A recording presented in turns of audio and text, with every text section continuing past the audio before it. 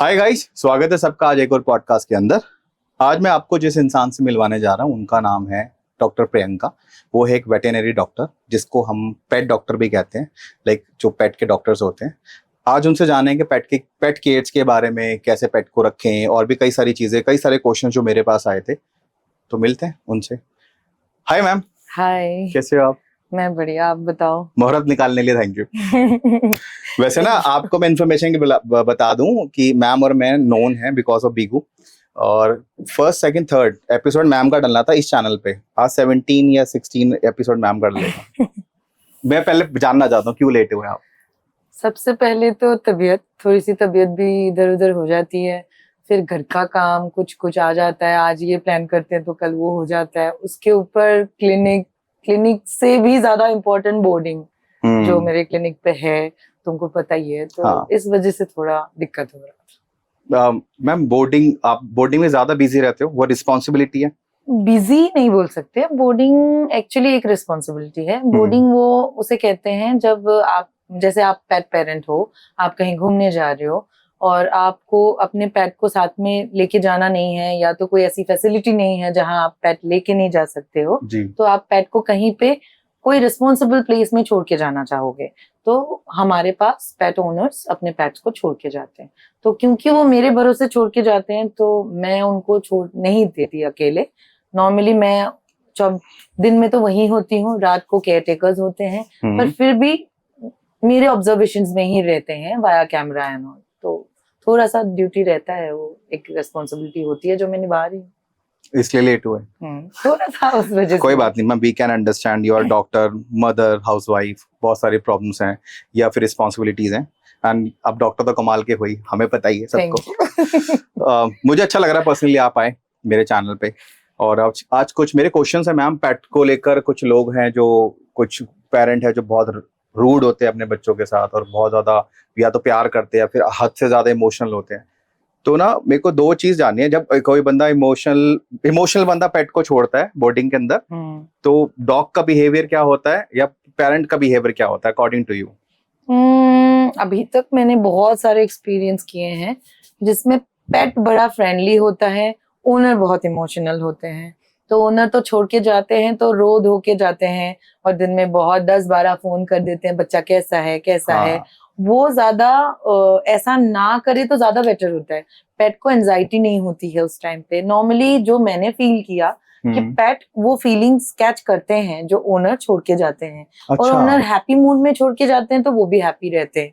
और अगर थोड़ी सी उनके मन में डाउट है या एंजाइटी उनको है तो पेट्स भी थोड़ा टाइम, लाइक 2-3 घंटा, वो भी एंजाइटी फील करते हैं। उसके बाद मुझे अपने पे भरोसा है, मेरे टीम पे भरोसा है और हम लोग सारे फ्रेंडली हैं और सब लोग उसको एक घर की तरह माहौल दे देते हैं थोड़े टाइम के लिए, तो वो फिर हमारे साथ फ्रेंडली हो जाता है। फिर उसकी वीडियोस वगैरह शेयर करते हैं ओनर के साथ, ओनर भी कंफर्टेबल हो जाते हैं। ऐसा चलता है। और कभी कभी डॉग थोड़े से इमोशनल होते हैं, ओनर ठीक रहते हैं, तो डॉग आके क्या करता है, पहला मील स्किप कर देते हैं, हमें खाना नहीं खाना फर्स्ट डे। हाँ, फर्स्ट डे खाना नहीं खाते हैं, या फर्स्ट मील मान के चलो। कभी दिन में 2 बार मील होता है एडल्ट का, तो कभी कभी वो ही नहीं खाते।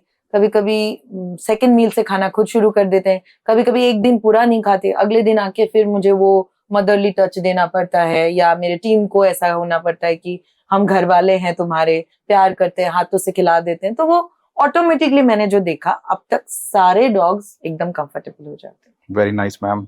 रिस्पॉन्सिबिलिटी है वो आप अच्छे से करते हो, नो डाउट। बिल्कुल उसे निभाना पड़ता है, क्योंकि मेरे पास अभी ऐसे भी ओनर्स आए हैं जिन्होंने बोला कि उन्होंने पेट्स को कहीं और जगह छोड़ा है और बाद में जब लेके गए उनके पेट बड़े डिप्रेस रहे, कुछ दिन उनसे बात नहीं हुई, मतलब लाइक जो हैप्पीनेस होती है पेट में वो नहीं रहा। टिक्स आ गए, स्किन में प्रॉब्लम आ गए, पता नहीं बहुत कुछ XYZ। तो बहुत लोगों ने शुरू में, जब मैंने क्लिनिक स्टार्ट किया था, मैंने बोर्डिंग स्टार्ट नहीं की थी। अच्छा। तो बहुत लोगों ने मुझे रिक्वेस्ट किया, क्योंकि उन्होंने मेरा नेचर जाना, जैसे तुम्हें पता है मैं कैसी हूँ, तो वैसे ही बहुतों ने बोला कि इतनी स्पेस है आपके पास तो आप थोड़ी सी बोर्डिंग फैसिलिटी दे दो। तो मैंने सोचा क्यों ना कर लेते हैं, तो बोर्डिंग भी कर लिया, चल रहा है अभी। मैं भी सोचा था स्कूल कॉलेज टाइम से डॉक्टर बनना है। नहीं, ये या एक्सीडेंटली हुआ? नहीं, एक्सीडेंटली भी नहीं बोल सकते, इमोशनली बोल सकते हो। दैट क्या हुआ था मेरे पास, मेरे नियर बाय किसी के पास, जब मैं बच्ची थी, क्लास 5-6 में थी, तो एक छोटा मोटा डॉग होता था, वो इंडियन डॉग्स, लोग ऐसे रोटी दे देते थे, मेरे को बड़ा बुरा लगता था कि ये क्यों ऐसे करते हैं टाइप। और हमारे जो स्ट्रीट डॉग्स हैं हमारे गली में, तो वो लोग एक साथ एक झुंड में रहते हैं, बाग करते हैं किसी पे, मैं उनका मतलब समझना चाहती थी ये लोग ऐसा क्यों करते हैं, पर फिर भी वो सब इग्नोर होता था। एक दिन रात को मेरे पापा बाहर थे और मैं एकदम से भाग के चली गई, और वो डॉग्स मुझे जबकि प्यार करते हैं लेकिन मेरे पीछे भाग करके एकदम बाइट करने गए। फिर मैं जब रुक गई, फिर वो रुक गए, तो मैं समझी कि ये लोग कम्युनिकेट करते हैं और समझते हैं इस बात को। तो धीरे धीरे मैं जब उनको प्यार करने लगी तो मुझे वो फील होने लगा धीरे धीरे, और बाद में मुझे ऐसा लगा कि मेरे पास भी पेट होना चाहिए। क्लास 6 से लेके 8 तक हम रोए धोए, तो जाके मेरे को एक पेट मिला। और जब वो पेट बीमार हुआ, क्योंकि मैं होम टाउन में थी उस टाइम पे, मैं आसाम की हूँ, तो वहां पे इतनी फैसिलिटी नहीं थी उस टाइम पे, आज से 15-20 साल पहले, है ना, तो वो नहीं था, तो बहुत रोना धोना होता था जब बीमार होते थे। तो मुझे ऐसा लगता था क्यों ना डॉक्टर बनना चाहिए इनका। तो वो जब मेरे पेट्स की वजह से मेरे अंदर आया ना, तो बस उसके बाद मैंने कभी दूसरा सोचा ही नहीं, मैंने ह्यूमन डॉक्टर का भी कभी नहीं सोचा। बहुत लोगों ने बोला डेंटिस्ट बन जा, नहीं मुझे नहीं बनना था, मैंने एक ही बार इसको अटेम्प्ट किया और बस मुझे यही करना था। मतलब ये क्रेडिट जाता आपके पेट्स को? हाँ बिल्कुल, मेरे पेट को। मतलब क्या चैलेंजेस होते हैं? जैसे मैं पेट लवर हूँ, मेरे पास पेट है, वो उसको आप भी देखते हो। कुछ लोग ऐसे मैंने देखे हैं जो ना पेट ले आते हैं, बहुत गंदा बिहेव करते हैं उनके साथ। आपके साथ वैसे केसेस आए होंगे, मेरे सामने भी हैं। ऐसे क्यों होते हैं? लोग ले आते हैं फिर उसके बाद वो ट्रीट बहुत गंदे से करते हैं। देखो, पेट्स लाने का भी ना बहुत लोगों का रीजन अलग होता है। जैसे तुम अभी खुद पेट लवर हो, या तुम्हें कोई डॉग पसंद है, या कोई भी किसी भी तरह का, किसी को रैबिट पसंद है, तो वो जब खुद के प्यार से लेके आते हैं उनको टेक केयर करते हैं, जो मैंने देखा। ठीक है। पर कोई होते हैं जिसको नाती पोता, इनको पेट्स चाहिए, वो लेके तो आ जाते हैं, फिर नाती पोता तो स्कूल में जाते हैं और बाकी दिन बड़ों को देखना पड़ता है, और बड़ों को उनसे प्यार नहीं होता, तो इन दैट केस ऑल्सो वो इग्नोर्ड हो जाते हैं। कभी कभी क्या होता है, बच्चे लेके आ जाते हैं, जैसे क्लास 10-11 वाले बच्चे, और 1-2 साल बाद वो बाहर चले जाते हैं स्टडी करने के लिए। फिर पेट पेरेंट कौन बनता है? जो मम्मी पापा हैं उनके, तो उनसे भी थोड़ा इग्नोर हो जाता है। कभी कभी वो लोग अच्छे निकलते हैं, कभी कभी वो थोड़े रूड हो जाते हैं। तो बहुत लोग ऐसे होते हैं कि 2-3 साल रख लिया, उसके बाद एडॉप्शन पे डाल दो। ये बहुत बुरा लगता है, ऐसा नहीं होना चाहिए। मैं हमेशा समझाती हूँ, अगर आप लोग एकदम श्योर हो पेट लेने के लिए तो ही लो, क्योंकि एक पेट के लिए आप उसके पेरेंट्स बन जाते हो रियल में। जैसे हम किसी अपने बच्चे के मम्मी पापा हैं, उसके लिए भी हम मम्मी पापा ही हो जाते हैं, और उसके बाद हम बच्चे को किसी को दे नहीं सकते। वो बच्चा कभी दूसरे घर में खुश नहीं हो सकता। कब पेट्स हैं तो क्या होता है, 1 साल 2 साल लगते हैं, दूसरा फैमिली अगर अच्छा होता है तो वो एडजस्ट हो जाते हैं, लेकिन फिर भी सोचो, एक बार को उनके दिमाग में तो रह ही जाती है ना वो बात। तो वो नहीं करना चाहिए बेसिकली, मैं तो यही सजेस्ट करती हूँ। लोग ज्यादातर देसी कुत्तों से ज्यादा विलायती कुत्तों को पसंद क्यों करते हैं? ऐसा क्यों है? इंडियन डॉग्स के अंदर क्या प्रॉब्लम है? इंडियन डॉग्स के अंदर कोई प्रॉब्लम नहीं है। हम चाहे तो उनको भी पाल सकते हैं, वो भी बड़े क्यूट होते हैं। मैंने जब स्टार्टिंग में मैंने जॉब किया था, तो मैंने देखा था लोगों के पास 2-3 पेडिग्री ब्रीड्स होते हैं और एक इंडियन डॉग होते हैं जो अच्छे फैमिली से बिलोंग करते हैं। मैं साउथ दिल्ली की बात कर रही हूँ, तो वहां पे एक घर में 3-4 डॉग्स रहना बड़ा नॉर्मल बात है। तो वहां पे ये ट्रेंड चलता था, 2-3 डॉग अच्छे वाले और एक इंडियन डॉग, तो वो अच्छे से पालते हैं। और वो कंपेयर करके देखते हैं कि जो पेडिग्री डॉग्स होते हैं उनसे इंडियन डॉग बीमार कम पड़ते हैं और वो जल्दी सीखते भी हैं। लेकिन क्या होता है ना, यहाँ पे मैंने ये देखा है कि थोड़ी सी शो भी बोल सकते हो, या जो ब्यूटी है उनके लिए, या तो स्टेटस सिंबल समझ के वो इंडियन डॉग पालना पसंद नहीं करते। पर बहुत लोग ऐसे हैं आजकल जो इंडियन डॉग पाल रहे हैं। और अच्छी बात है, अगर पाल सकते हो तो पालो। लेकिन हाँ, इंडियन डॉग के साथ एक चैलेंज आती है कि उनमें ना एंजाइटी इश्यू ज्यादा होते हैं। अगर आपने बचपन से ले लिया उससे, जैसे एकदम 30 डेज 40 डेज में, तो आपके बिल्कुल बन जाएंगे एकदम नॉर्मल जैसे पेट होते हैं। पर अगर आपने थोड़ा बड़े में अडॉप्ट किया, 6 मंथ्स 7 मंथ्स, तो उनमें एक एंजाइटी इशू देखा जाता है, तो उसे धीरे धीरे ट्रीट किया जाता है। और अगर एंजाइटी ठीक नहीं होता, या बिहेवियरल जैसे एंगर इश्यूज होते हैं, उनमें एग्रेशन होता है, तो उनको न्यूटर कर दिया जा सकता है। न्यूटर करके भी उनको आराम से पाला जा सकता है।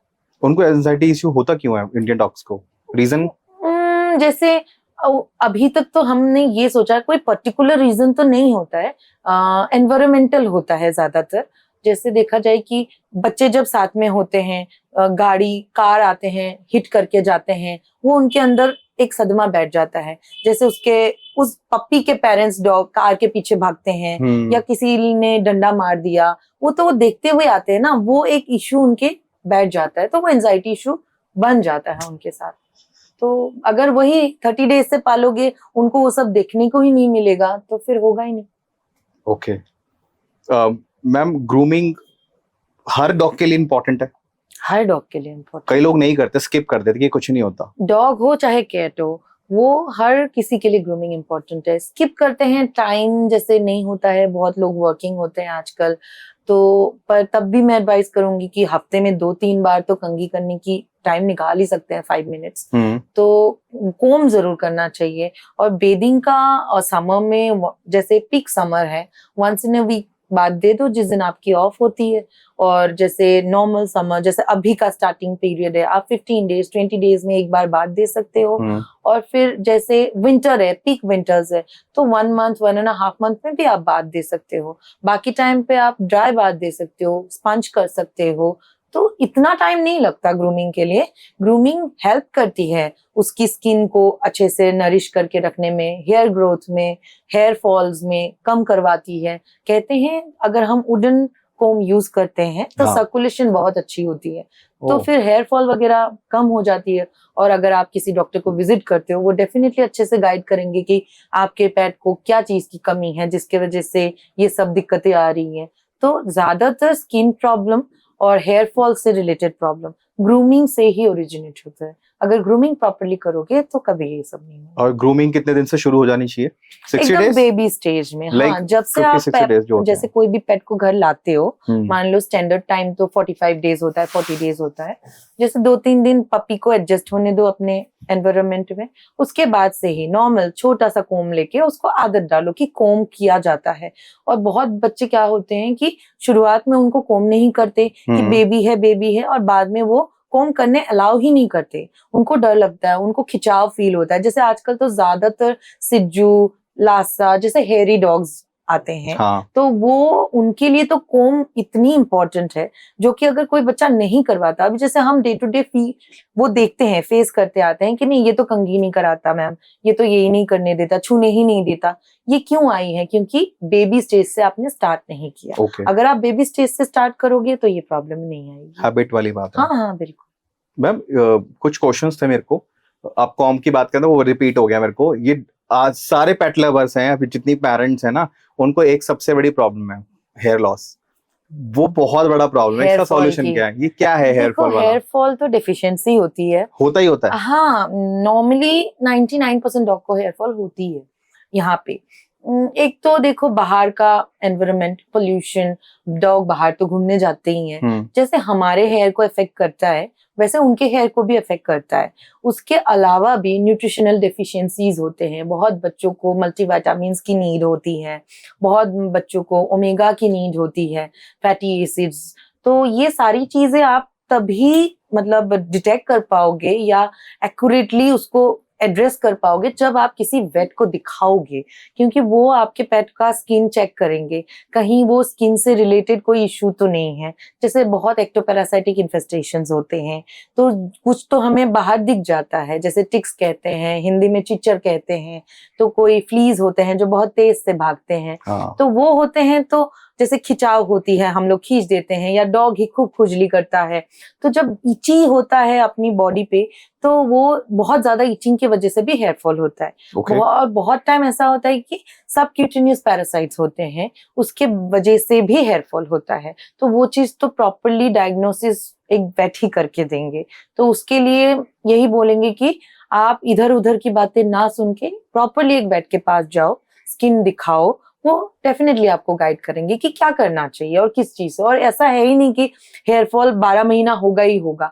कुछ कुछ सीजन होता है, जैसे विंटर की शुरुआत या तो फिर समर की शुरुआत, वो मैंडेटरी है, वो तो होता ही है, जैसे सबको होता है थोड़ा बहुत। पर उसको भी हम कंट्रोल कर सकते हैं। जैसे विंटर शुरू होने से पहले ही हम उसका सप्लीमेंट्स दे सकते हैं, समर शुरू होने से पहले ही सप्लीमेंट्स दे सकते हैं। तो वही है कि हर किसी चीज के लिए, छोटा हो बड़ा हो, आपको एक प्रॉपर तरीके से जाने के लिए वेट को दिखा दो। 1% कोई पेरेंट अगर नहीं जा पाता, अगर किसी वेट के पास, तो हेयर लॉस के लिए कोई ऐसा लोशन या फिजिकल टॉनिक ऐसा कुछ आप सजेस्ट करना चाहोगे ऑडियंस को? देखो वही प्रॉब्लम है कि हमारा इंसान में क्या होता है कि हमें ये हो रहा है, हम अपनी बातों से बोल देते हैं, प्रॉपर हम बता पाते हैं कि क्या हो रहा है, तो उसी बेसिस पे क्या होता है हमारे डॉक्टर हमें प्रेस्क्रिप्शन दे देते हैं। लेकिन आप देखो कि हम बोलते भी है ना तो भी डॉक्टर एक छोटी सी मेडिसिन बताएंगे जब तक वो फिजिकली चेकअप नहीं करते। पर पेट के लिए फिजिकल चेकअप इज मस्ट। आप बिना चेकअप का आप कोई भी मेडिसिन दे दो, आप कभी श्योर नहीं हो सकते कि वो काम करेगा कि नहीं करेगा। जैसे मैंने आपको बोला 3 रीजंस हैं, एनवायरमेंटल भी हो सकता है, एक्टोपैरासाइट भी हो सकता है, या तो फिर डेफिशिएंसी भी हो सकता है। वो बिना आंखों से देखे नहीं होता, हम जो कैमरा में देखते हैं फोटो उससे भी नहीं समझ आती, क्योंकि पेट्स का एक स्पेसिफिक होता है स्मेल। हमें स्किन से एक अलग स्मेल आती है, पैरासाइटिक स्मेल अलग होती है, फंगल स्मेल अलग होती है, बैक्टीरियल में स्मेल अलग होती है और उसके साथ पस भी आती है। तो बहुत सारी चीजें होती है। तो मैं पेट के लिए यही बोलूंगी कि कोई भी मेडिसिन यूं ही नहीं बोला जाता है बिना चेकअप किए। पर हाँ, जैसे नॉर्मली कोई बोल देते हैं कि बाकी सब ठीक दिख रहा है पर कुछ हेयर फॉल हो रहा है बस, तब आप कोई ओमेगा स्टार्ट कर सकते हो। बहुत अच्छे अच्छे कंपनीज के ओमेगाज आते हैं, तो ओमेगा सिरप दे सकते हो। पर हाँ, मैं ये भी बोलूंगी कि बहुत पेट पेरेंट ये करते हैं कि केमिस्ट से जाके इंसानों वाली मेडिसिन आके इनको दे देते हैं। वो नहीं करना कभी भी, क्योंकि इनका सेक्शन अलग है, तभी तो इनकी मेडिसिन बनी है। तो ये है। ओके मैम, टिक फीवर पे आते हैं। मेरे को क्वेश्चंस आए हैं, मेरे क्वेश्चंस तो थे ही, लेकिन ना जब पता लगा था कुछ लोगों को, मैं एक वेट का इंटरव्यू करने वाला हूँ, तो उन्होंने कुछ क्वेश्चंस दिए थे जिनको ना टिक फीवर से बहुत ज्यादा इश्यूज है कि टिक फीवर होता है तो इतना डेंजरस लेवल पे क्यों चला जाता है, उसका रीजन क्या है? टिक फीवर मतलब उसमें बच्चा बच सकता है ना, ऐसा होता है ना? हाँ, 100% बच सकता है, ऐसा नहीं है, पर डिपेंड करता है कि डायग्नोसिस कब हुई है टिक फीवर की। तो देखो अभी हमारे मतलब इस प्रोफेशन में हमें क्या चैलेंज मिलता है, बच्चे को फीवर हुआ, 2-3 दिन निकल गया, खाना नहीं खा रहा है, ढीला हो रहा है, पेट पेरेंट इग्नोर कर देते हैं। अब 2-3 दिन वैसे ही निकल गया, अब 2-3 दिन इधर उधर की दवाई दे दी, बिना कुछ जाने क्रोसिन दे दिया, एक दिन डॉग ने खाना शुरू कर दिया, उनको लगता है डॉग ठीक हो गया। उसके बाद फिर जब 1 हफ्ता जाता है, 10 दिन जाता है, बिल्कुल डाउन हो जाता है, तब वो आते हैं डॉक्टर के पास। उस बीच में वो पता नहीं किस किस को पूछ लेते हैं दवाइयां, पेट शॉप को पूछ लेते हैं, केमिस्ट को पूछ लेते हैं। ये बहुत सारी मतलब प्रॉब्लम्स हैं बीच में। जब तक डॉग एक वेट के पास नहीं पहुंचता तब तक मतलब आप प्रॉपर ट्रीटमेंट तो नहीं मिल सकता उस बच्चे को। जब तक वेट के पास पहुंचता है तब तक बहुत लेट होती है, कभी कभी बहुत ज्यादा लेट, क्योंकि टिक फीवर जो होता है वो इंसानों में जो डेंगू होता है वो एग्जैक्टली वैसे ही होता है, जिसमें प्लेटलेट काउंट ड्रॉप होता जाता है। अच्छा। तो जब प्लेटलेट ड्रॉप होता है इंसानों में भी प्रॉब्लम आ जाती है कि एक लेवल के बाद डेथ हो सकती है। एग्जैक्टली पेट्स में भी सेम है, एक लेवल के बाद डेथ हो सकती है। अगर आप उस टाइम पीरियड में नहीं लाते हो तो डेथ हो जाती है। अगर उससे पहले ले आते हो कैसे भी करके लकीली, तो डेफिनेटली बच सकता है। तो अब तक मैंने जो देखा है टिक फीवर से डेथ मेरे हाथ पे नहीं हुआ है, पर मैंने सुना है हुआ है, तो मैं समझ सकती हूँ क्यों हुआ है। तो यही बात है कि अगर आपको इस सीजन में, खास करके जब टिक्स का सीजन है, स्पेशली समर सीजन में, आपको दिखता है कि आपके पेट के ऊपर टिक्स आए थे 1-2 और उसके कुछ दिनों के बाद या कुछ महीनों के बाद आपका पेट थोड़ा सा लो फील कर रहा है, खाना नहीं खा रहा है, तो please visit a weight properly. एकदम से स्किप मत करो, उस चीज को इग्नोर मत करो, इधर उधर जाके मेडिसिन मत लो, नहीं तो आप लेट हो जाते हो, तब आपको अपना पेट खोना पड़ता है। वही बात है। ओके, ये बोल भी तो नहीं पाते ना। हाँ एग्जैक्टली, मैं इसी से बात बोल रही हूँ कि जैसे हम बोल देते हैं, कोई पेट तो नहीं बोल पाता। तो पेट के लिए उसका मेन जो हेल्प करने वाला बंदा एक वेट ही हो सकता है, कोई डॉग लवर नहीं हो सकता, या कोई भी जो थोड़ा बहुत पेट के बारे में जानता हो या किसी डॉक्टर के अंडर काम किया हो 1-2 साल, वो भी नहीं बोल पाएगा। एक्सपीरियंस से 1-2 चीजें जरूर बता देगा, लेकिन प्रॉपरली तो नहीं बता सकता ना। तो इसीलिए आप अगर अपने पेट से प्यार करते हो तो प्लीज विजिट अ वेट। तो उनसे आपको जो मिलेगी ना लाइन, जो आपको एडवाइस मिलेगी या लाइन ऑफ ट्रीटमेंट मिलेगी, वो किसी और से नहीं मिल सकती है। तो इसीलिए उनकी लैंग्वेज, जो एक पेट की लैंग्वेज होती है, वो एक वेट ही समझ सकता है।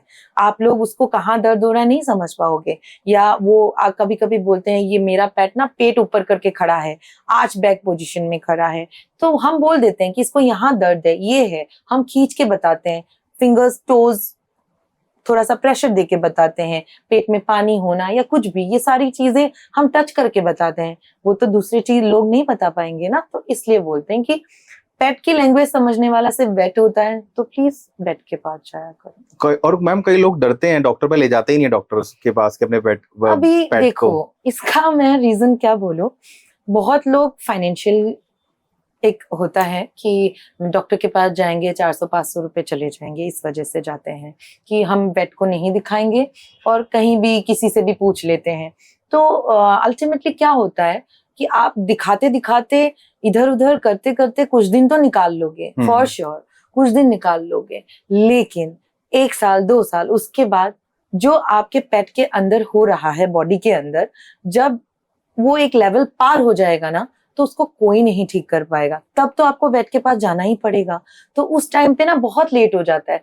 तब आप वेट को भी ब्लेम नहीं कर सकते कि बहुत लोगों को देखा है मैंने कि इनके पास गए, हम 5 दिन गए, वो ठीक नहीं हुआ, फिर मैम देखो अभी ये अभी ये करना है, ये कर दिया, अभी ठीक नहीं हुआ। पर मैं जब हिस्ट्री लेती हूँ मुझे पता चलता है कि इन्होंने तो 2-3 महीना ऐसे ही निकाल दी, 1 साल इन्होंने वैक्सीनेशन ही नहीं करी। तो अभी कोई एक डॉक्टर पार्वो से 2-3 दिन में ठीक नहीं कर सकता, मैजिक नहीं कर सकता।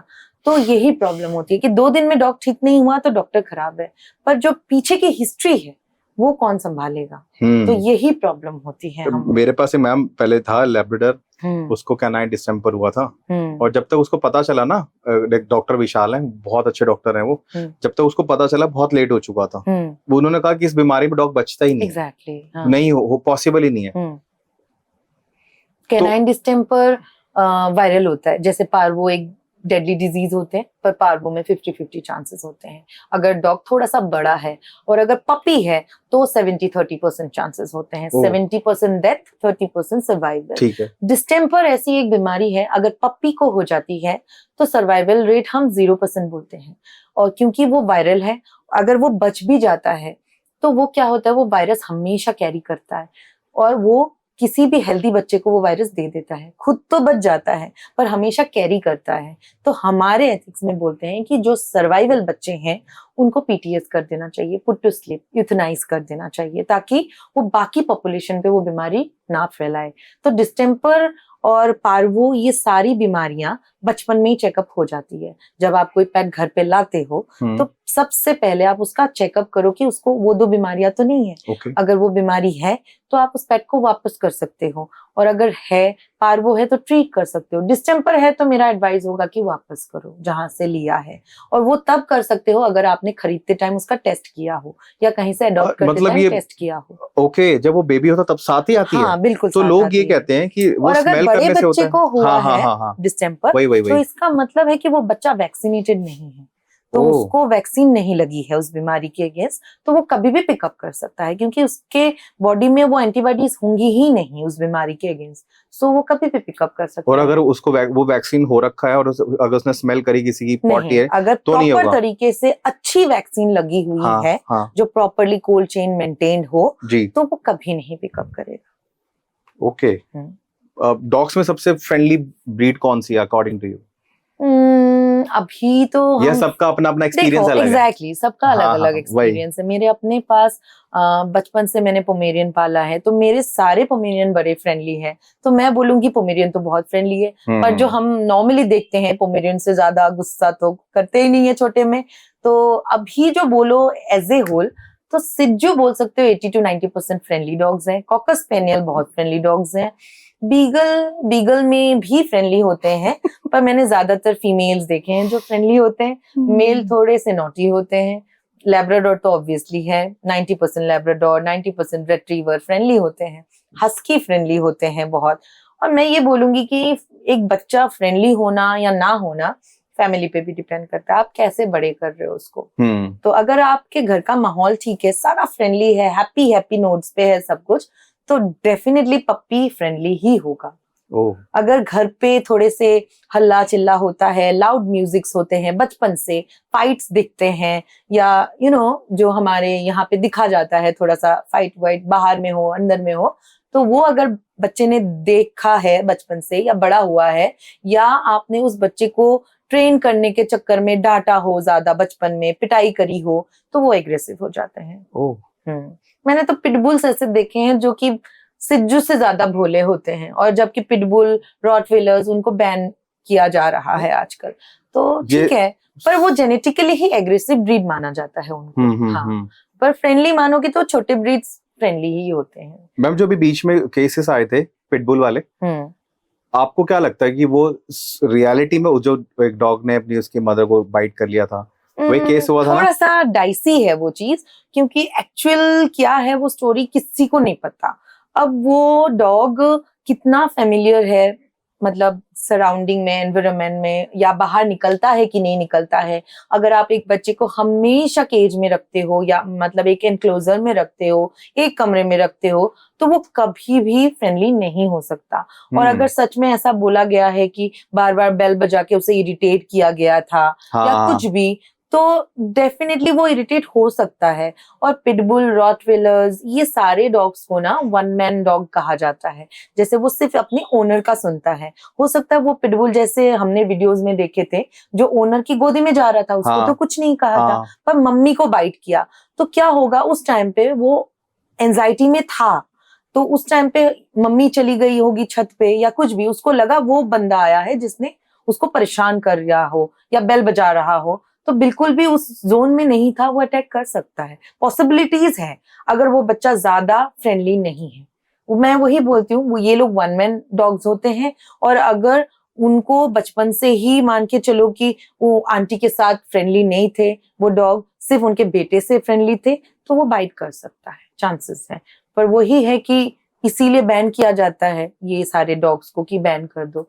पर हम क्या बोले, अगर हमने सब कुछ देखा है, ऐसे डॉग्स भी देखे हैं और इतनी ओवर फ्रेंडली पिटबुल्स भी देखे हैं कि आते ही टेबल पे लेट जाते हैं। तो क्या बोलोगे, उनको देख के ऐसा लगता है कि इनको क्या बैन कर रहे हैं। मतलब वो मैं वही बोलूंगी, जैसे हमारे बच्चों को बोलते हैं ना परवरिश, वो भी परवरिश ही होती है काइंड ऑफ। बट उसका ऑरा बहुत तगड़ा है। वो तो देखो आप जब ट्रीटमेंट करते हो आपको डर लगता है? बहुत सारे ब्रीड्स होते हैं, आप देखोगे एग्रेसिव ब्रीड्स में बहुत सारे ब्रीड्स होते हैं, जो ज्यादातर इंडिया में तो होते नहीं है, पर एग्रेसिव ब्रीड ही माना जाता है। उनकी जीन ही वैसी होती है, क्योंकि वो जीन क्या होता है एग्जैक्टली, उनको पहले फाइटिंग में यूज किया जाता था। फॉर एग्जाम्पल चाओ चाओ, यहाँ पे देखो चाओ चाओ टॉयज की तरह घूम रहे हैं, है ना। तो लेकिन वो तो पहले फाइटिंग में यूज करते थे राजा किंग लोग अपने, पर वो उनके लिए एक एंटरटेनमेंट था कि फाइट करवाते थे, तो वो तो एग्रेसिव ब्रीड ही है ना। पर देखो अभी यहाँ पे आके अपने यहाँ पे किसी के घर में पल के एक बच्चा खिलौने की तरह एकदम टॉय जैसा बड़ा हो रहा है, अब तो उसमें एग्रेशन है ही नहीं। तो वही मैं बोलती हूँ, जेनेटिक होता है, बहुत चीज जेनेटिक होता है, लेकिन अगर बचपन से वो जीन को सप्रेस कर सकते हैं ना हम, अच्छी परवरिश दे के, तो डेफिनेटली वो बच्चा अच्छा होता है। मैं आपके इस पूरे करियर में कभी किसी डॉग ने ट्रीटमेंट के दौरान आपको काटा है? सच बताऊं तो मेरे को ऐसे नहीं काटा कि मुझे कोई इंजरी हो गया हो या कुछ भी, तो पर हाँ अटैक करने के मूड में तो डेफिनेटली आया है। एक बार ऐसे आया था कि एकदम से यहाँ तक आया, और that too also a labrador, सोचो, जिसको हम ओवर फ्रेंडली डॉग बोलते हैं। तो वही होता है, 1% हमेशा एक्सेप्शन रहता है। उसको लगा रहा था कि इंजेक्शन लगेगा, ऐसा कुछ एंजाइटी थी? नहीं, उसको इंजेक्शन से डर नहीं लगता, उसको नेल कटिंग से डर लगता है। तो उन्होंने सारा वैक्सीन करवा लिया, सब कुछ कर दिया, एट दी एंड बोला कि डॉक्टर प्लीज इसकी ये नेल्स काट दो, एक जो बहुत ऊपर टेढ़ा हो रहा था। तो वो मैंने कुछ सोचा ही नहीं, फ्रेंडली डॉग है, मैंने हाथ दिया कट करने के लिए, लिया, एकदम से अटैक किया। तो मैं समझ गई उसको एंजाइटी इशू है नेल्स कटिंग के साथ। अब ये भी इशू एड्रेस करो, हो सकता है उसको पहले जब नेल कट हुआ होगा तो उसको चोट लगी होगी। हम क्या करते हैं, एक लेवल तक नेल को कट कर सकते हैं, उसके अंदर मतलब और छोटा कर देंगे ना तो ब्लीडिंग हो जाती है, तो उसको पेन होता है। तो हो सकता है वो एक्सपीरियंस उसने कभी लिया होगा, तो वो डर उसके अंदर रह गया। तो मैं तो किसी भी चीज के लिए पेट को ब्लेम ही नहीं करती, मुझे पता होता है अंदर मतलब हिस्ट्री में कुछ रहा होगा, तो यही रीजन है आज तक। बाकी छोटे मोटे लासा वगैरह जो स्नैपी डॉग होते हैं वो स्नैप करते हैं, आज भी होगा मेरे हाथ में दाग एक दो, पर चलता है। मैम जो पेरेंट्स अपने घर पे डॉग्स को नहलाते हैं या बाथिंग देते हैं, तो कई लोगों का कहना है कि उनके डॉग उनको बाइट कर लेते हैं, और कई लोग कहते हैं हमारा तो ऐसे है नहीं, वो तो बड़ा फ्रेंकली होकर नहाता है। ये बिहेवियर कैसे होता है कि ट्रीट कैसे, लाइक जैसे कुछ बंदों के क्वेश्चंस ऐसे भी हो सकते हैं कि वो नहलाने से पहले उसको कैसे ट्रीट करे, कि ये नहाना है, माइंड सेट करना है, या पानी डालने के बाद नहला दो, या फिर इरिटेट ना हो, मतलब क्या सॉल्यूशन है इस चीज का? देखो डॉग को नॉर्मली 50% डॉग को ना नहाना बहुत पसंद है। अच्छा 50% डॉग, हाँ, बहुत सारे क्लाइंट्स बोलते हैं ये हमारा तो जलपरी है, इसका मतलब वो हर वक्त पानी में ही जाता रहता है, मैक्सिमम रेट्रीवर। तो और बहुत डॉग ओनर बोलते हैं कि इसको नहाने से बहुत डर लगता है और ये नहाना नहीं चाहता है, नहाने के नाम सुनते ही बेड के नीचे घुस जाता है, पूरा दिन नहीं निकलता। तो ऐसे बहुत है। अच्छा तो हाँ, तो ओह, डिपेंड करता है आप उसको कैसे हैंडल करो। ई कॉलर आते हैं, एलिजाबेथ कॉलर बोलते हैं। अगर आपका पेट सच में डरता है तो आप 1-2 बारी उसको कोन लगा के नहलाओ। नहलाने के बाद उसको ट्रीट जरूर दो कि देखो नहला दिया, तुम्हें ड्राई कर दिया, तुम्हें हमने कुछ हार्म नहीं किया, ट्रीट दिया। तो उसको क्या होगा ना, वो उसके दिमाग में बैठ जाएगा कि अगर मैं नहाता हूँ अच्छी तरह से तो मुझे एक ट्रीट मिलती है, एक प्रेजेंट मिलती है, मुझे मैंने कुछ अच्छा किया। वो चीज करते करते करते करते वो धीरे धीरे उस चीज को सीख जाता है। अगर नहीं सीखता है, ई कॉलर हमेशा लगा के नहला दो, पर नहलाना तो पड़ता ही है देखो, क्योंकि आप कितने दिन नहीं नहलाओगे, ज्यादा नहीं नहलाओगे तो स्किन प्रॉब्लम तो आएगी ही। तो वो ही डिपेंड करता है, आप उसको ट्रेन करो, कैसे ट्रेन कर सकते हो। मैम डॉग वेट किस ब्रीड का, किस कैटेगरी का कितना कितना होना चाहिए? देखो कैटेगरी में तो डिवाइड नहीं करूंगी। बीगल से स्टार्ट करते हैं। हाँ, मेरे नहीं, पास, आपके बीगल पास से भी बीगल्स है। छोटा है, जैसे जी, हमारे टॉय पॉम्स होते हैं, हाँ हाँ हाँ वो लेस देन 5 किलो होना चाहिए। ओके जो स्टैंडर्ड बोलते हैं वो 3 से 4 होते हैं, पर जो मैंने यहाँ देखे हैं इंडिया में खास करके, वो मोटे होते जाते हैं। यहाँ पे पराठा बहुत ज्यादा चलता है, मैंने देखा नॉर्थ दिल्ली में। तो एग्जैक्टली ज्यादातर पंजाबी कुत्तों को पराठे फैमिलीज खिलाते होते हैं? हैं। एग्जैक्टली, बहुत लोग बोलते हैं कि हम जब पराठे खाते हैं इनको तो थोड़ा बहुत देना ही पड़ता है। कुत्ते अब खा भी मैंने- लेते हैं? खा भी लेते हैं, बहुत शौक से मांग मांग के खाते हैं। पराठे खा लेते हैं? पराठे खाते हैं घी वाला। अब क्या बोलोगे, अब ओ भाई। हम तो एडवाइस ही कर सकते हैं ओनर को कि मत दो, है ना। तो वो पराठे खा के कुछ भी चटर पटर खा के मोटे हो अचार जाते वाले हैं। पराठे। तो इसलिए टॉय पॉम्स जो होते हैं वो 3 से 5 किलो तक होना चाहिए। ठीक है। सिज्जू जो होते हैं वो 5 से 7 किलो तक होना चाहिए, पर 8 किलो तक हो जाते हैं आजकल, चलो वो भी माना जाता है। जो लासा होते हैं वो 10 किलो तक स्टैंडर्ड साइज है, जी। पर आजकल 12 किलो तक भी मैंने देखा है बिना बीमारी के, तो उससे ऊपर नहीं जाना चाहिए। ओके। अब मेरे पास एक लासा आ रही है 15 किलो, उसको मैंने ओबेसिटी उस पे रखा हुआ है ताकि वो बीमार ना हो, क्योंकि जितना मोटा होता जाएगा उतना बीमार होता जाएगा। अब बीगल का स्टैंडर्ड साइज हम मानते हैं, फीमेल और मेल में ना हमेशा 2 किलोज ऊपर नीचे होते हैं। फीमेल 2 किलोज कम होते हैं, मेल 2 किलोज ऊपर होते हैं, बोन साइज को लेके थोड़ा सा, इस वजह से उनका ना बोन थोड़ा हैवी होता है।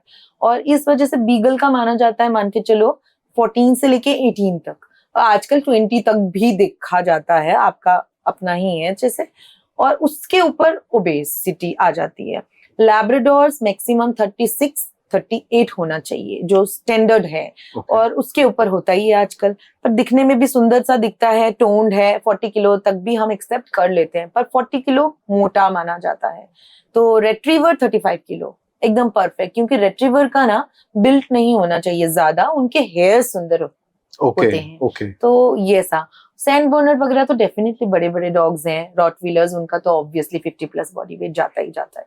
तो that is the standard size. Rottweiler का इतना जाता है 50 प्लस? हाँ डेफिनेटली जाता है, डेफिनेटली जाता है उनका। रॉटवीलर डिपेंड करता है कि प्योर ब्रीड है, बोन्स कैसे हैं, उतना जाता है। जैसे 45, 50, 55 भी आते हैं, बहुत हैवी सुंदर शो पर्पस वाले डॉग आते हैं, पर बिना बीमारी। मैं ये बोलूंगी कि एक स्टैंडर्ड बॉडी वेट के ऊपर नहीं क्रॉस करवाना चाहिए। आप जो भी पेट लाते हो, आजकल गूगल में सब अवेलेबल है, तो आप स्टैंडर्ड बॉडी साइज देखना कितना होना चाहिए वेट, उतना तक आप तो डेफिनेटली पेट ओनर हो तो विजिट तो करोगे किसी डॉक्टर के पास, तो डेफिनेटली वो वेट कराते होंगे और वो भी गाइड करेंगे आपको। अगर आपको लग रहा है कि आपका पेट मैक्सिमम बॉडी वेट पहुंच गया है, उसके बाद आप उसका डाइट कंट्रोल करो। तो बस वही है। मैम कई बच्चों को ना गैस्ट्रिक का इशू होता है, वो बहुत लेट पता चलता है। जैसे मेरे पास पेट है, उसको प्रॉब्लम हुआ जब मुझे बहुत लेट पता लगा, जब आपने ट्रीटमेंट किया। कई ऐसे पेरेंट होंगे जिनके पेट को ना गैस होती है, अगर वो उनको मेडिसिन नहीं देनी या फिर गैस हो ही ना, वो ऐसा घर में क्या दे उनको कि जिससे डॉग को ठीक रहे उनका हमेशा? देखो शुरुआत में अगर आपके डॉग को गैस इशू है, गैस में भी ना ब्लोटिंग होती है, ब्लोटिंग इज वेरी डेंजरस। उसका सिम्टम क्या है?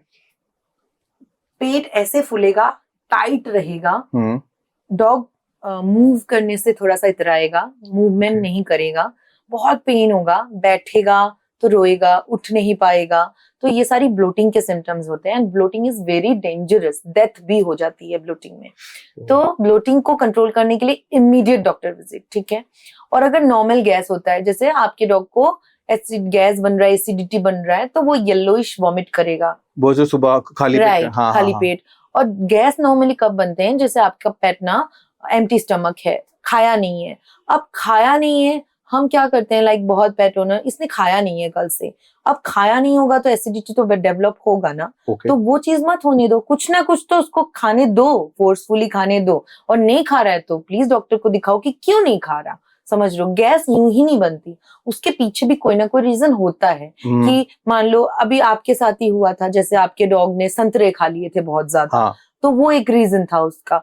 अब हर चीज का एक लिमिट होता है ना, कि हाँ एक बाइट खा लिया ठीक है, पर अगर ओवर करेगा हर चीज को तो साइड इफेक्ट्स तो होंगे ही होंगे। तो हर चीज में एक गाइडलाइंस होती है, उसको क्रॉस मत करो और एम्प्टी स्टमक कभी मत रहने दो। तो समर सीजन में तो अच्छा होता है, खूब कर्ड दो, तो खूब मतलब इन द सेंस थोड़ा थोड़ा क्वांटिटी कर्ड दो। कर्ड से पेट ठंडा रहता है, अच्छा रहता है, हेल्दी रहता है, राइट, दही तो उससे एसिडिटी भी नहीं बनता है तो काफी टाइम तक। और हाँ, कभी कभी किसी किसी डॉग को एसिडिटी बनता है कर्ड से, वो भी डिपेंड करता है कि क्या हो रहा है। कभी कभी किसी किसी को हाँ कोई रीजन नहीं है, बस खांसी करता है, वॉमिट निकालता है, खांसी करता है, वॉमिट करता है, तो वो पता चलेगा, वो आप उसको कर्ड खिला रहे हो, उसको वो सूट नहीं कर रहा, तो वो डेफिनेटली डॉक्टर बताएगा। हर किसी का बायोलॉजी अलग होता है, तो इसीलिए एक बार दिखा के ही सजेशन, मतलब जो भी करना है आगे करो। मैम कुछ पेरेंट के ना डॉग्स फ्रूट्स बहुत पसंद करते हैं। हाँ, जैसे बीगू को ना, लाइक जो मेरे पास पेट है बीगू, उसको एप्पल बहुत पसंद है और अंगूर पसंद है, बट मैं बहुत लिमिटेड देता हूँ, हफ्ते में एक आधी बार दे दिया। तो ऐसे कौन से फ्रूट्स है जो उनके लिए बिल्कुल भी ठीक नहीं है? अंगूर जो आप देते हो ठीक है, बिल्कुल भी कभी ठीक भी नहीं, नहीं, कभी ठीक है, भी नहीं ठीक है। देना। तो अब अंगूर ही देखो, किशमिश बनती है, तो किशमिश हम मना करते हैं ड्राई फ्रूट में देने के लिए। ओके तो एग्जैक्टली जैसे ड्राई फ्रूट्स मना है, अंगूर भी मना है, ठीक है। तो उस तरह से बहुत डॉग्स के आपको चीकू नहीं खिलाना को बोलते हैं। बहुत अच्छे फ्रूट्स खिलाओ जो इजीली अवेलेबल होते हैं, खास करके ना जो सीड्स वाले फ्रूट्स होते हैं, जैसे गुआवा हो गया, तो ये सब अवॉइड करना चाहिए। ओके जो सीड्स वाले फ्रूट्स होते हैं, ज्यादा मल्टीपल सीड्स वाले, वो नॉर्मली गैस करते हैं। पर बहुत पेट पेरेंट्स को आप देखोगे कि बोलेंगे नहीं ये तो खाता है, ये तो बड़ा अच्छा है, हेल्दी है। तो बहुत लोगों को समझाना मुश्किल होता है। बहुत फ्रूट्स अवेलेबल है, जैसे पपाया हो गया और आपका एप्पल हो गया, आप जो खिलाते हो, नाशपाती हो गया, उसका सीड्स हटा के थोड़े से पार्ट, बनाना हो गया हल्का फुल्का थोड़ा थोड़ा दे सकते हो, ये कॉमन फ्रूट्स है ना। और इसको कब कब कितनी क्वांटिटी में दे सकते कोई भी चीज बहुत मत देना को, जैसे बनाना हो गया, हाफ बनाना आपके बीगू के लिए बहुत है, पर डेली नहीं, क्योंकि मीठा बहुत होता है। अब जैसे बनाना देते हो तो मैंगो भी दे देते हैं, मैंगो स्ट्रिक्टली मना होता है, क्योंकि देना ही नहीं चाहिए ना? नहीं, बहुत हाँ। हाई शुगर वो होता है। ओह तो इसीलिए ना बहुत सारे ऐसे होते हैं कि जो सीजनल होते हैं, सब कुछ नहीं देते, इनके लिए कुछ पर्टिकुलर फ्रूट्स ही होते हैं जो इनके लिए बड़ा हेल्दी होता है। ओके तो वही दो, ज्यादा वेराइटी पे मत जाओ। वाओ मैम, मेरा एक लास्ट क्वेश्चन है। आपका अपना क्लिनिक है और आप बहुत सारे बच्चों को देखते हो और बहुत सारे पेरेंट्स आपके फैन हैं और आपको थैंक्स भी कहते हैं, इंक्लूडिंग टू मी। ये प्रोफेशन कितना चैलेंजिंग होता है, आप इसके बारे में क्या कहना चाहोगे? बहुत बड़ी रिस्पॉन्सिबिलिटी है, चैलेंज है। देखो, चैलेंजिंग तो बहुत ज्यादा है, मैं ये बोलूंगी, खास करके आजकल के टाइम पे। क्योंकि मैंने जब काम शुरू किया था, सीखा था बेसिकली, जब हम पास आउट हो जाते हैं किसी सीनियर के अंडर, हमें काम सीखना पड़ता है। हम डॉक्टर हैं जी, इंटर्नशिप हमारे कॉलेज में होती ही होती है, ठीक है, डिग्री लेने के टाइम पे। हमारा क्या होता है, जैसे ह्यूमन डॉक्टर होते हैं ना, सेम कोर्स होता है। हम 5 साल यूजी पढ़ते हैं, मतलब बैचलर जो होता है, उसके बाद इंटर्नशिप करते हैं, उसके बाद मास्टर्स करते हैं, उसके बाद कोई कोई पीएचडी भी करते हैं, जैसे डॉक्टरेट होते हैं जी। तो हमारा पढ़ाई खत्म करने के बाद भी हम उसे थ्योरेटिकल मानते हैं।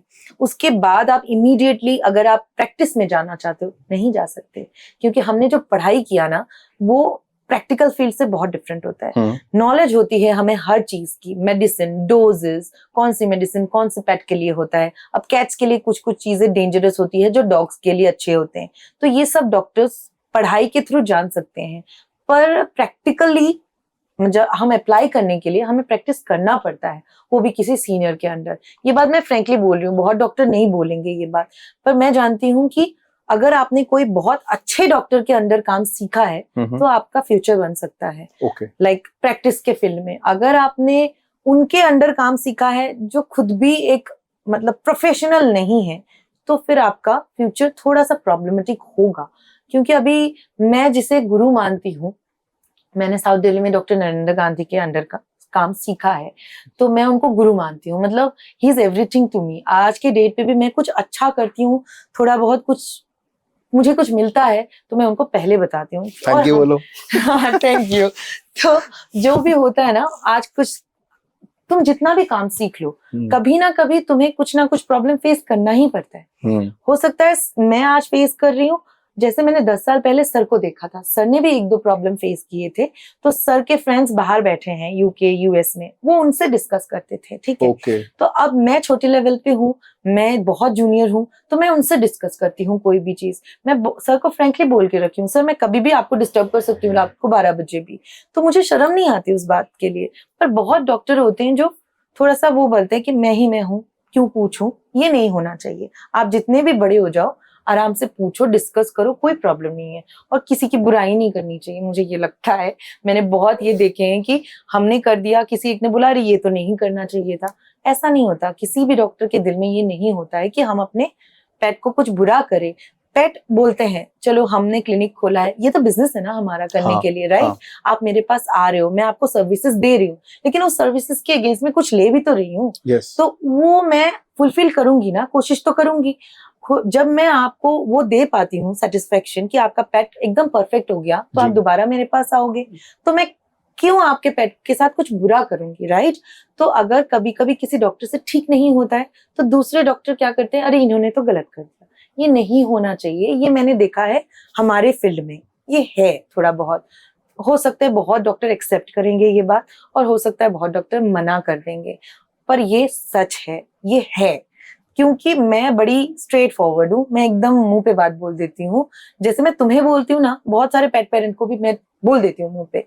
जैसे वो आते हैं मेरे पास कि वैक्सीन लगी है, और मैं टेस्ट करती हूँ, बीमारी हो रखी है। लेप्टोस्पायरोसिस एक बीमारी होती है जो लिवर के प्रॉब्लम क्रिएट करती है, एंड वेरी सीवियर डिजीज, ठीक है।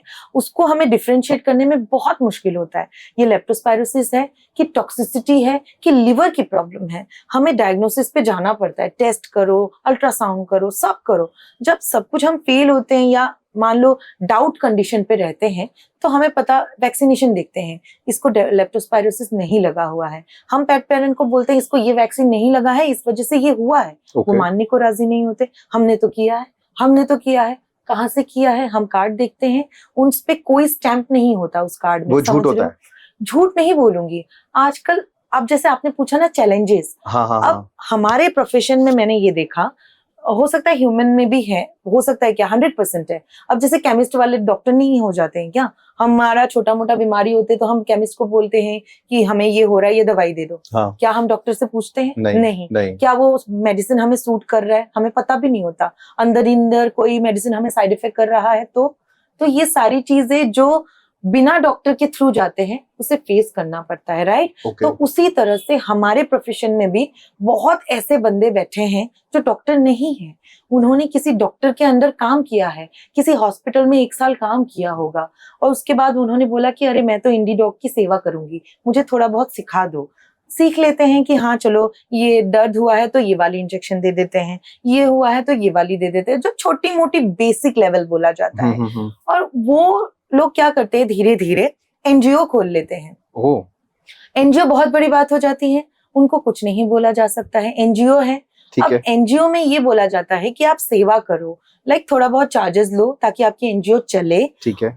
अगर आप उसी एनजीओ को चलाते चलाते आप ही डॉक्टर बन जाते हो तो कैसे होगा? गलत, राइट? सही है। तो जो हम डॉक्टर्स प्रोफेशनली 7 इयर्स पढ़ के आए हैं, 5 इयर्स पढ़ के आए हैं, 10 इयर्स पढ़ के आए हैं, किसी डॉक्टर के थ्रू काम करके आए हैं, हमारा क्या वैल्यू है? कुछ भी नहीं है उनके सामने। अगर वो भी डॉक्टर है और हम भी डॉक्टर हैं तो राइट, इट्स अ चैलेंज। तो और हम छीना चपटी तो नहीं कर सकते, और हर बंदे को घर घर जाके नहीं बोल सकते कि आप जिसको विजिट कर रहे हो वो डॉक्टर नहीं है, या वो हम तब बोलेंगे कि जब हमको कुछ माइनस पॉइंट दिखता है, हमें बोलना पड़ता है कि आई एम सॉरी, आप जहाँ विजिट कर रहे हो वो डॉक्टर नहीं है, उन्होंने ये लगाया है, ये डेफिशिएंसी आ गई है। अब देखो वैक्सीन होते हैं, हर वैक्सीन का एक स्टिकर्स होते हैं, राइट? हाँ। तो 2 स्टिकर्स मिलके एक वैक्सीन बनती है, जो मैं लेप्टोस्पायरोसिस की बात कर रही हूँ।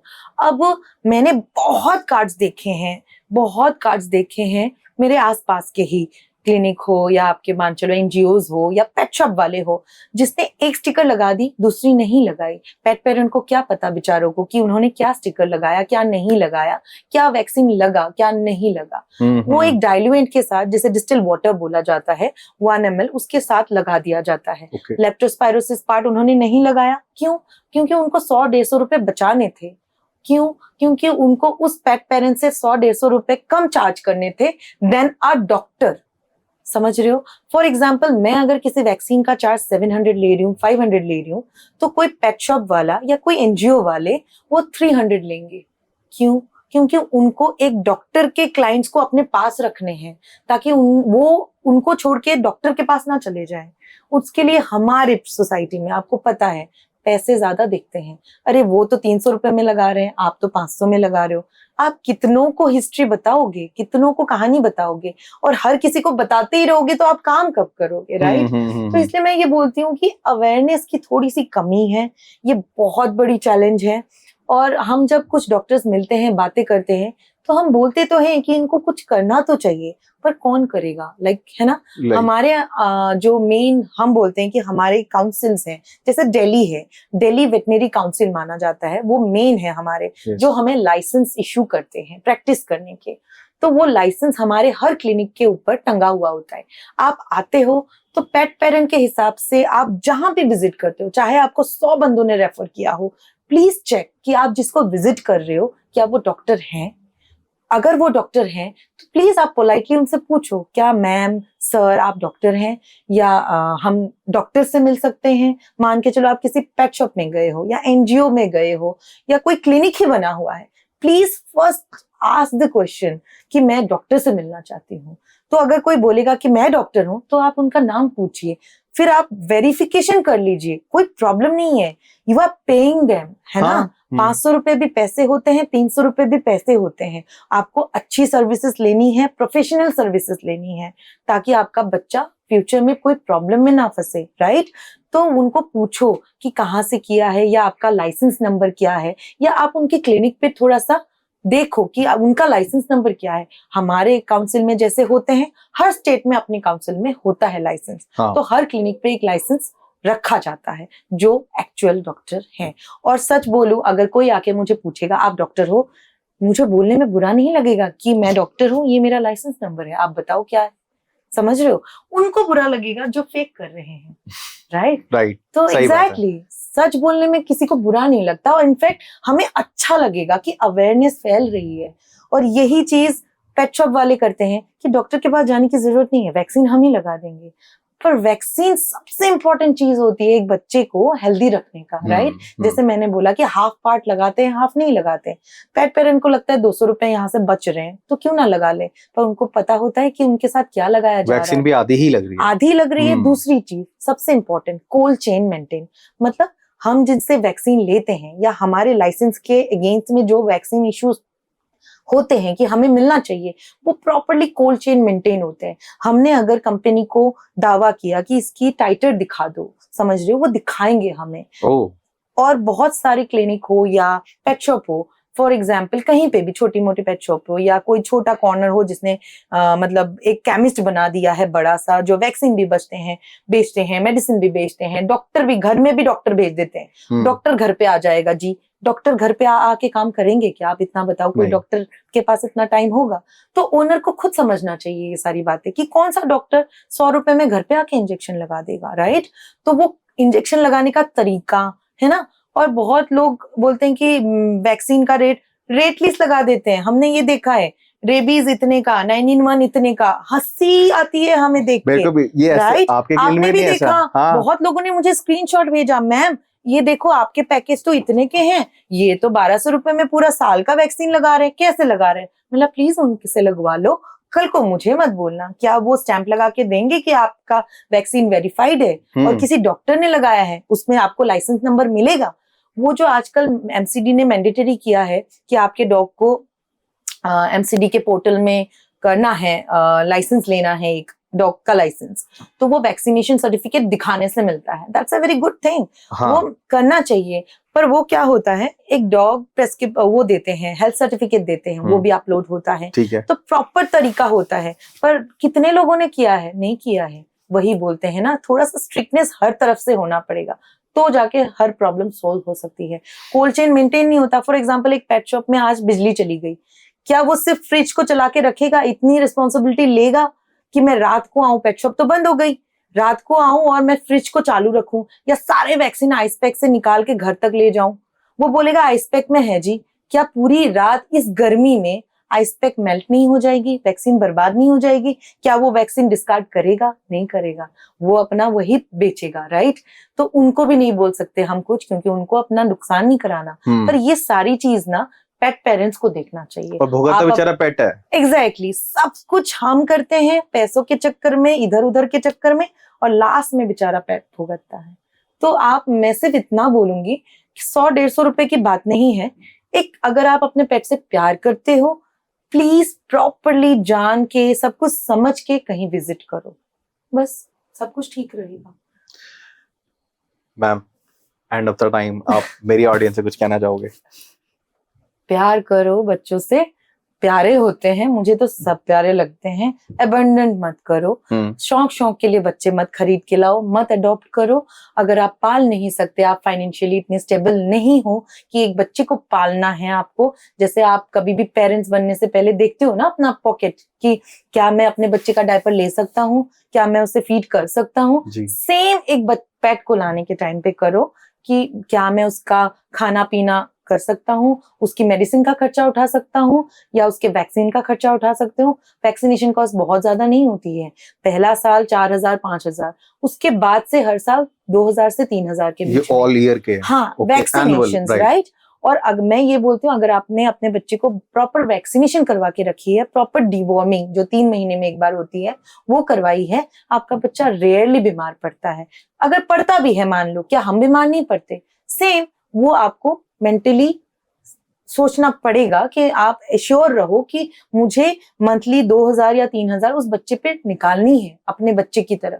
अगर आप नहीं कर पाओगे तो प्लीज मत लाओ। और ऐसा है कि 2-3 दिन लिया, खेला, अरे मेरा ज्यादा खर्चा हो रहा है, निकाल फेंको इसे या दे दो किसी को। बहुत लोग कहीं जाके बांध के आ जाते हैं, ये सब मत करो। जब आपको लगेगा कि आप प्यार कर सकते हो, प्यार दे सकते हो, क्यों, तब आप अपने पेट को लेके आओ, क्योंकि वो जो प्यार देता है ना, उसकी कोई कीमत नहीं होती है, right? Alright, thank you so much ma'am, इतना एक्सपीरियंस शेयर करा, आप आए और सारी चीजें वो बताई। थैंक यू कि इनवाइट किया कि थोड़ा सा शेयर भी कर सकूं जो इम्पोर्टेंट था। Thank you ma'am. I hope सबको अच्छा लगा होगा। सारे पेट लवर इस एपिसोड को देखना, एंजॉय करना। काफी सारी चीजें हैं जो मैम ने आप बताई हैं कि आप करो क्या ना करो, क्या फ्रूट दो या नॉल, सब कुछ देखना यार, अपने बच्चे का सवाल है। ऑलराइट, मिलते हैं। तुम्हारा एपिसोड है, तुम्हारा चैनल है, यूसीएस, कांटेक्ट करो, बैठ के बात करेंगे। Bye guys.